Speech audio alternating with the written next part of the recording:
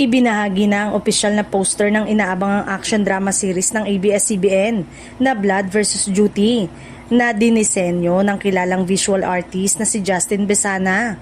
Agad itong umani ng papuri mula sa netizen dahil sa kakaibang konsepto at matapang na visual na sumasalamin sa tensyon at drama ng serye. Tampok sa proyekto ang powerhouse cast na kinabibilangan ni Gerald Anderson, Richard Gutierrez, Bella Padilla, Barbie Imperial at Baron Geisler.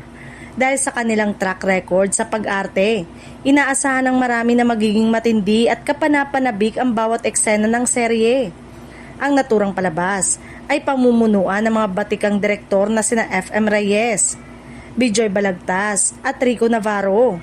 Sa kanilang gabay, inaasahang magiging maayos ang daloy ng kwento at mapapalabas ng gusto ang emosyon at aksyon na hatid ng storya. Samantala, si Erwin Tagle ang hawak bilang action director, kaya naman tiyak na magiging makatotohanan at adrenaline filled ang mga eksenang may bakbakan at habulan.